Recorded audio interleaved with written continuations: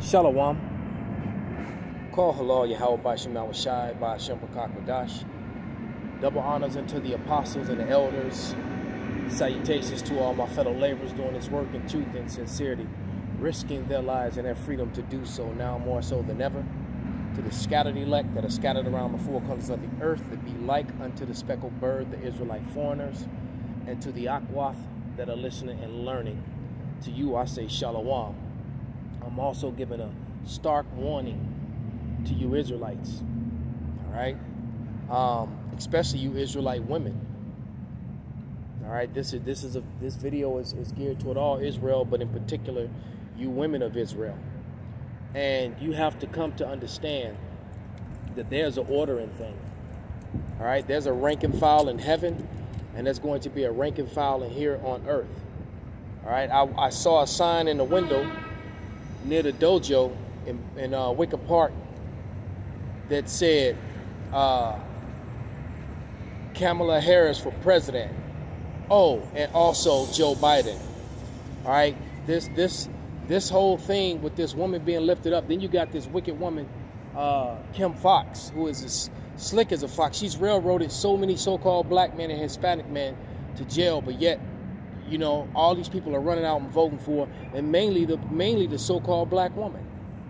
All right, there's an order and a rank and a file which is not being regarded by a lot of you, and to those who it applies to, it applies to.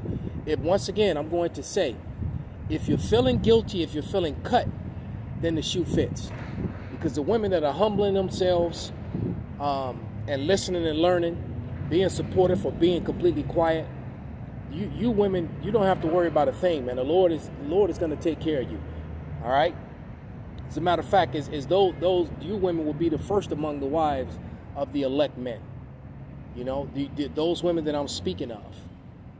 And that's another thing. And some of you women who are current wives of the men that actually do the work, a lot of you are going to get left behind, man. Real talk. All right, a lot of men are going to a lot of their wives are going to be the women who are watching and learning, man. You got women who don't even watch their husbands' videos, man. All right, they don't even know what's going on in Israel, and they live with a prophet, and that's a damn shame. That's a damn shame. All right, this is the book of Sirach, the 25th chapter. Hold on, I'm pulling it up, Salakia. And it reads, I had rather dwell with a lion and a dragon than to keep house with the wicked woman. All right? And why is the Lord allowing that to be put in the Bible? Because it's true, man. Because it's true. Just like when the Pharisees and the Sadducees tried to catch up Yahushua, asking him the law on divorce in Matthew. Matter of fact, let's go to that. Let's go to that real quick. This is Matthew, the 19th chapter.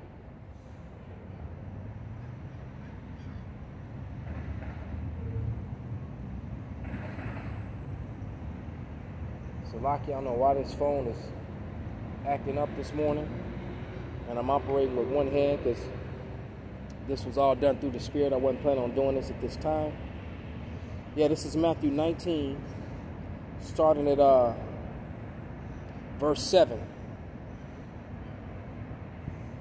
Yeah, and it says, they say unto him, why did Moses then command to give a writing of divorcement to put her away?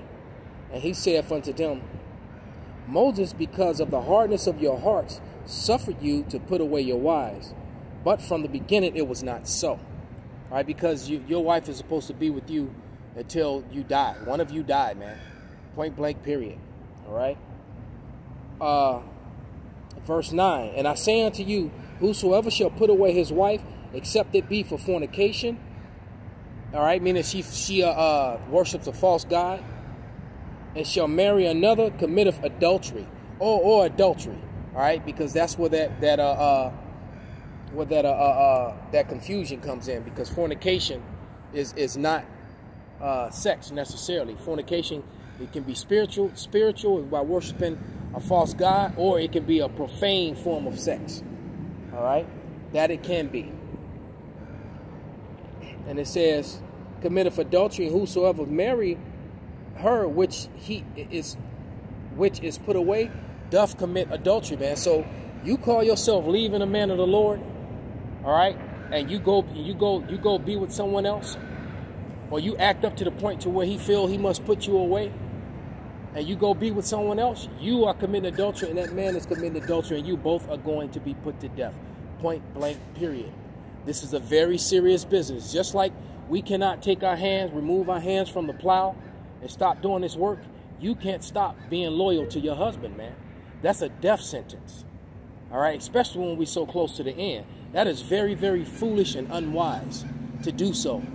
All right, and then if you're grieving him and giving him drama, making life hard for him, all right, when you're supposed to be his comfort, man, you people don't know what you're playing with, man. Let's go to Matthew. Oh, we're still in Matthew. Let's go to the end of that chapter, to verse 29, and it reads, actually 27. Then answered Peter and said to him, behold, we have forsaken all and followed thee, and what shall we have thereof? Because you got women who grieve, especially when a man's lot is to entertain, shelter, or deal with a lot of the brothers. All right? And there's constant brothers in his house or in his dwellings. You know, he's constantly running errands or doing things for brothers. And then a woman is getting upset. The church comes first, man. You get your see, you got to stop wanting. Look, hey, it's a man over there sleeping on the goddamn. I don't know if it's a man or woman up under there, because there be Jakes and Edomites over here sleeping. But the point being, man, what you're looking at, you see Esau's heaven in the background, and you see someone suffering up close. This side is not meant for us to have a good time. You see, a lot of you are ignorantly chasing a dollar that's crashing and chasing a dream that's dead, man, a dream that's become a nightmare. America's a nightmare. This is not our rest. And we're so close to the end. All right? But it says, and I'm going to start that again at verse 27, Matthew 19:27. Then answered Peter and said unto him, behold, we have forsaken all and followed thee. What shall we have thereof? And Yahushua said unto him, verily I say unto you, that ye which have followed me in the regeneration, when the Son of Man shall sit on the throne of his glory, ye shall also sit upon thrones, judging the 12 tribes of Israel. And everyone that hath forsaken houses, so because why? You forsaken houses because you've been dealing with the church, dealing with the brothers, all right? Or brethren or sisters, you've lost your whole family. Some of us dealing with this truth.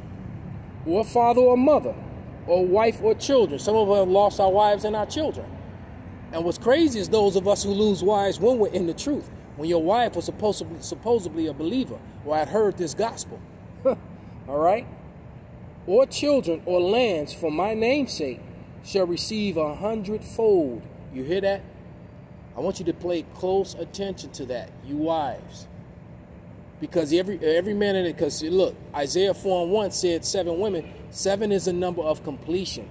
The Lord just said 100-fold. It said if you lost your wife, 100-fold. So every Israelite at minimum is going to have 100 wives, man. And you are battling, all right, for your position. Are you going to be number 100 plus, or are you going to be number 1? I want you to seriously think about that.